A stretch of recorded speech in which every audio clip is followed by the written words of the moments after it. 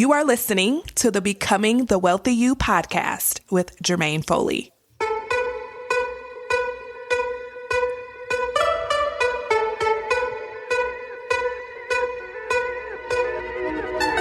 If you're a woman who makes good money in your career or business, but you're not building wealth like you want to, then you're in the right place. In this podcast, you'll learn how to stop overspending, break free from the cycle of debt, save lots of cash, and become the wealthy woman you were born to be. Let's dive in. Well, hello there. Welcome back to the podcast. Okay, so let me start with something that might sound obvious, but it's actually the root cause of why a lot of people do not build wealth like they want to. The number one reason why most people are not as far along as they want to be financially is because of overspending. It's the reason why people are stuck in the cycle of credit card debt where they pay it off only to run it back up again. And that cycle continues and continues. So many people I work with and I talk to, they don't have a problem with paying off credit cards, right? They've paid off the same credit card balance over and over again. Their problem is they can't stay out of credit card debt. And that is my specialty. That is what I help women do. I help them to get out and to stay out of credit card debt. So if that's you, that is what I can help you with. It's also the reason why a lot of us don't have as much money saved. Why? Because of overspending. So credit card debt, little savings, not investing at the level that you know you need to so that you can retire with plenty of money. The reason why we're not able to do those things is because of overspending. It is not usually because of income, right? For the women I work with, these are women who make good money. So if this is you, if you make good money in your business or in your career, but you still find yourself thinking, I should be further along by now, it's typically not how much is coming in, it's how much is going out. So overspending, in my experience, when I look at my own life and when I look at the lives of my clients, overspending is the number one reason most people stay stuck financially. And the tricky part is this: overspending rarely shows up in just one place. For most people, it shows up in multiple areas. And one of the sneakiest places overspending hides is with food. And when I say food, I'm not just talking about groceries. I'm talking about groceries, eating out, DoorDash, convenience meals, grabbing something on the way home, all of it. And here's why I think food spending and food overspending is so sneaky. It's one of those things that's really hard to get a hold of. Because at the end of the day, you have to eat. You're busy. You're tired. You've worked all day. You don't feel like cooking half the time. I know I don't. And the spending isn't just like this one big purchase. It's fragmented. You do a little here, a little there. Almost every week you're spending on groceries. And by the end of the month, you're like, oh my gosh, I just can't believe that I spent that much. And that's only if you're paying attention, right? It's not like there's these big, huge purchases that can kind of alert you. It's small decisions over and over again that don't really feel like overspending in the moment. But again, when you add it all up, it's a lot. And so today I want to talk to you about this because a lot of people are making good money and they are eating it away without even realizing what's happening. So right before the new year began, I was on Instagram just scrolling and I saw a reel that just stopped me in my tracks. It was a businesswoman. You guys, it was so captivating because she was eating Chinese food in her car. So she was like crunching on the egg rolls, slurping on the soup. So she was just really enjoying this food. It was like this big production. And she talked about how, she's in business for herself. So she turned over her numbers to her accountant. And her accountant congratulated her and told her she made more money than she'd ever made before. So after giving her all those accolades, she said, but there's this one thing I have to tell you. I have to point this out to you. You have to stop eating your money. If you want to thrive financially, you have to stop eating your money.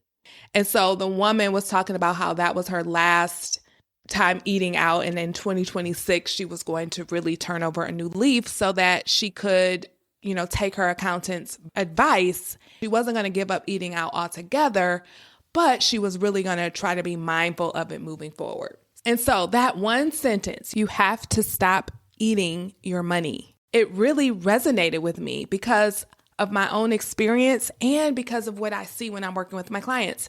So I've told this story before, but when my husband and I were really serious about getting our finances under control, I sat down one day and I printed out my bank statements and I did a spending audit.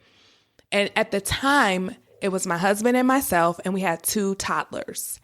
And when I added up how much we spent in 1 month on food, I was shocked. It was $1,500. Now, this was years ago, you guys. My kids are now 18 and 20.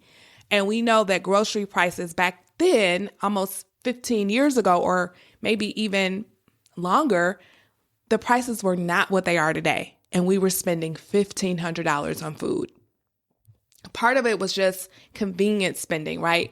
Buying groceries, but not feeling like cooking at the end of the day because I hadn't sat down and made sure that everything was there or prepared, right? And so I would just pick up food on the way home. And just that awareness of, wow, I'm spending $1,500. Do I want to keep doing that? The answer was absolutely not, especially because we were serious about getting our finances under control. We were serious about getting out of debt. We were serious about saving, and we were serious about investing. We were ready to change our financial lives. And so just seeing that number really made me decide, like, no, we're not going to do this anymore. And so today I'm going to share with you some things, some concepts, and some ideas that I put in place to really change the way I spend on food. And these same tools and concepts are what I share with my actual clients. Okay, so let's go ahead and dive in. We're going to talk about a concept called decision fatigue because cooking is really not the issue, right? Most women I work with don't actually hate cooking. I know I didn't, but what I hated and what they hate is figuring out what to cook every single day. And that is decision fatigue. And that decision fatigue at the end of the day is real. So here's a great way to explain decision fatigue. The more decisions you make, the more lazy you get with your decision making. So our brains are not wired to have to make decisions every single day about every single thing. And you think about how many decisions you make throughout the day, and then it's dinner time. You've worked all day, you've helped the kids, you've done all these things, and now you have to decide what's for dinner. One of the questions I hate more than anything is what's for dinner. I hate that question. Honestly, let me just clarify. I only hate that question when I don't know what's for dinner. But when I follow the steps I'm going to lay out today, when I follow the concepts and implement the tools that I'm going to talk about today, I don't mind that question because I already know the answer. And so when you think about this, by the time you're done with work, the kids' activities are done, life has happened, the last thing you want to have to do is stand in front of the refrigerator and try to figure out what we're going to eat. And what happens instead is we just do the easiest thing. We pick up takeout, we DoorDash, we just say, I'm just going to grab something. And it's not because we're being irresponsible. It's just because we're exhausted. It's just because we are tired of making decisions. And that's one of the last decisions of the day. And your brain is fried. You're exhausted. You don't want to have to do it. And so we just do the easiest thing in the moment, which is order takeout and pick up something on the way home. So the way to really get around this is to make decisions ahead of time. Now, I talk about the brain a lot on the show, and here's why. Because it's everything. It is how you live your life. Your brain is wired to be efficient. It operates off of something called the motivational triad. It wants to seek pleasure, avoid pain, and do what's easiest in the moment, right? That's how your primitive brain is wired. But then there's this other part of your brain, your prefrontal cortex, which is all about growth and doing what's best for you, not just for today, but also in the future. That is the part of your brain you want to put in charge of your money, including how you spend your money on food. So in order to put your prefrontal cortex in charge of your money and how you spend your money on food, you have to make decisions ahead of time. Because when you don't make decisions ahead of time with your prefrontal cortex, you're automatically leaving the decision making to your primitive brain. And remember, the primitive brain wants to do what's easiest in the moment, what feels best in the moment, and what's the least painful. It doesn't want to have to think about what to cook for dinner. And not only are you working up against the motivational triad, the primitive brain, but you're also dealing with decision fatigue. So the best way to put your prefrontal cortex in charge of your food spending is to make food decisions ahead of time. This isn't about cooking more. This isn't about swearing off eating out. It's just deciding ahead of time when you're going to cook, when you're going to eat out, how much you're going to spend on groceries, and how much you're going to spend on eating out. So let me tell you what this looks like in practice. You give yourself one intentional day a week to sit down and decide. For some of you, it may be a Saturday or a Sunday, right? Those are usually the best days to do this. You think about the week ahead. What is on the schedule? Which nights are busy nights? Which nights are easy nights? You want to decide what's for dinner Monday, Tuesday, Wednesday, Thursday, and Friday. Just decide ahead of time. You can even go into the weekend, Saturday and Sunday. And this doesn't mean that you're going to cook every day. You're just going to say, okay, I'm looking at the week ahead. What is on the menu? What are we going to have Monday, Tuesday, Wednesday, Thursday, and Friday? Some days you may decide, you know what, this is a busy night. There's practice, there's this, there's that. We are actually going to pick something up that night. So maybe Wednesday night is takeout night. And be even specific with that. What kind of takeout? Is it going to be fast casual like a Chipotle, which is cheaper than takeout from a full service restaurant, right? You might say, well, you know what, I'm going to grab Chipotle on the way home. And that's going to cost us about $50. Like, you want to just make those decisions ahead of time. And then if you know that Wednesday is your takeout night, then okay, on Sunday, I'm going to make dinner that's going to last not only for Sunday, but also for Monday. So guess what? I don't have to cook on Monday. We're going to have leftovers on Monday. Tuesday is Taco Tuesday, right? That's an easy meal. We're going to just eat tacos. I'm not going to worry about having leftovers. That's what we're going to do. And then on Thursday, I'm going to make spaghetti, and spaghetti is going to last us 2 nights. So we're having spaghetti Thursday night and Friday night. And then Saturday, that's going to be our day that we eat out. Maybe we go to a restaurant, or maybe we order takeout. And so now you see how easy that is. So now when it's time to go shopping, you're like, okay, I need to make sure that I'm not just buying different items. I'm actually shopping for full meals. So if I'm cooking meatloaf and mac and cheese and green beans Sunday, and that's going to be for 2 days, I need to make sure I have all the ingredients for those things. And I want to make sure I'm not overbuying things. I already have some of the stuff. I just need to make sure I get what I need to get. And then Tuesday is like, okay, Taco Tuesday, make sure I have all the stuff for Taco Tuesday. Put that on my list. Wednesday, I'm good. We're going to eat out. I'm going to grab some Chipotle that day, or Chick-fil-A, or whatever you decide. And then make sure you have ingredients for the spaghetti that's going to be on Thursday. And that's your meal for Thursday and Friday. And then Saturday is takeout. Now, can you see how easy it's going to be to implement everything you just talked about? You're really only cooking a couple times during the week, right? You're only cooking on Tuesday and Thursday. So, wow, look how amazing that feels. Like, that will feel so good to me to know I'm only cooking on Tuesday and Thursday. The rest of the week is already accounted for. Yes, that feels so good.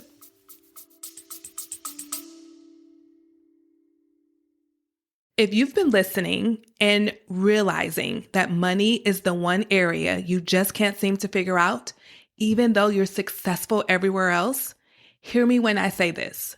There's nothing wrong with you. It's just that traditional money advice wasn't made for women like you. Women who earn good money, want to build wealth, and still enjoy their lives. My clients all start where you are, paying off the same credit cards over and over again, saving up to a certain amount only to spend it back down, or feeling like based on their income, they should be so much further along by now. But with my help, they change all of that. One client paid off over $11,000 in credit card debt and never ran it back up again. Another saved $5,000 in just 2 months. And another went on multiple vacations without going back into credit card debt. They are not special unicorns. They're women just like you, great at making money and ready to finally get great at not only enjoying it, but also keeping it and growing it. So if you've been listening and thinking she's talking directly to me, this invitation is for you. Don't keep pushing this off. You and I can fix this together, privately, safely, and without judgment. All you have to do is go to jermainefoley.com/consult to book your wealth building strategy consultation or click on the link in the show notes. Let's finally get you unstuck with money. And then when you go shopping, you already know what you need to get. Of course, you may have to pick up some other things that are not involved with those meals. But at the end of the day, you're shopping for meals. You're not just shopping for individual items. You want to get that mindset as well. So these are the things that I did to really help me get control of my spending. I eliminated decision fatigue. So I decided once per week what we were going to eat for the rest of the week. And when you get really good at this, when you do this multiple times, you can kind of just put those weeks on rotation where you can have 6 of these, right? 6 different weeks, and you just rotate through them where you're not really having to sit down as much and spend as much time thinking about meals. Because at the end of the day, we kind of eat the same thing over and over again based on what your family is into. So eliminating decision fatigue is huge. But then the other thing is deciding ahead of time, putting your prefrontal cortex in charge of what's going to be eaten and not letting your primitive brain, which is all about doing what's easy in the moment, run the show when it comes to your food spending. The other thing I did was I separated my grocery amount from my eating out amount. So this is important because if you just have one amount for food, that's when categories and lines can get blurred, and that's where you can really hide your overspending. And so I like to give my groceries and my eating out, especially if you're just getting started, a different line item. Maybe it's $250 for groceries and $100 for eating out. You decide what that is. Having that as your boundary is a really good thing to do. And you want to make sure that that number is realistic. Whatever number you choose for your grocery spending is realistic, not aspirational. Because what I see a lot of times is people want to slash it. Once they see the number, they're like, oh my gosh, I can't believe I'm spending that much. I'm slashing it. And it's just unrealistic. And then they can't stick to it. And then they feel like a failure, like, see, I'm just bad at this. But if we can trim it some, see how you do with that. And then if we can trim it more later, that's even better. But let's be realistic with that number as well, because you don't want to set yourself up for failure. Remember, strict budgets don't work. And this includes strict food budgets. You want to give yourself an intentional, realistic amount. And we don't want to be overspending. So how can we find that balance? That's your task right there. Now, this is something that is new that I want to address that I didn't have to deal with back in the day. It's the convenience premium. There's a premium that we're paying now for convenience. This is with delivery fees, markups, extra tips, and all the things, right? So it's so easy to order through DoorDash, but I will tell you, you are paying a premium to have that food delivered, okay? So just know that. If you're ordering groceries through like Instacart and places like that, those are great services, but just know you're paying a premium. And so be aware of that. You're not just paying delivery fees most of the time. You're also paying a little more for each item that you add to your cart. So just be aware of all of that and decide intentionally, is it worth it for me? I decided that it wasn't. I decided that, okay, it's actually cheaper if I go to the actual store's app and order online from them directly versus going through a third party. But you get to decide what you want to do for yourself. Because think about it. Every time you go to a restaurant that is even like a fast food restaurant, they're asking you for a tip. That is adding up. So just be aware of that. You can even set up boundaries. Like, I only tip if I'm at a sit-down restaurant, or if I am going to tip to go, I'm not tipping the full 15, 20%. I'm tipping like a couple bucks. Come up with your own little rules or protocols around tipping. This is a personal decision for everyone, but just know that we're in a culture where tipping is more expected than it used to be. But you don't have to let those expectations determine how you're going to operate. And so think about it. Like, okay, when I sit down at a restaurant, this is the percent that I tip. Come up with that. When I go to the coffee shop, I'm tipping yes or no. Like, what is it for you? Is it yes or no? You can just make the decision. When it's a fast casual place, is it yes or no? You get to decide, and just know that these convenience fees and this tipping culture is causing our food costs to rise. So just be aware of that and decide ahead of time. Use your prefrontal cortex to decide ahead of time what your boundaries are, what your protocols are, what your rules are, so that you don't have to decide in the moment. You just know, oh, when I go and sit down, I've tipped 20%. Oh, when I go pick up coffee, I tip, do I? Yes or no? That's up to you. Okay. I think I made that very clear. And here's what I really want to end on. This is not about restricting. This is not about slashing or never eating out. That's not what this is. This is also not about prepping your meals and having this perfectly prepped planning system. It's not about any of that. It's just really about balance and intention. You can enjoy your life. You can still eat out. You can still buy quality groceries and things that your family love without overspending. And if we're honest, a lot of us buy groceries and we still eat out, and then the groceries get thrown away. So let's just stop that. Let's stop the waste. Let's be more intentional. Let's stop letting ourselves succumb to decision fatigue. And more than anything, let's put our prefrontal cortex in charge of our food spending so that we can make decisions that are good for us today and in the future. Now, we started off by talking about overspending. Overspending rarely happens in one place. How you do one thing is typically how you do everything. So if you find yourself overspending in food, it's very likely that you're overspending in a lot of other areas too. So I want you to know this isn't just about food. This is about how you choose to spend your money, okay? Awareness is very powerful. For most people, it's not the last step, it's only the first step. So I'm hoping that this episode just shines a light on where money could literally be leaking out, because we all know that, if we overspend, we know we're overspending, but a lot of times we don't really recognize exactly where it's happening. We just wonder, where is all my money going?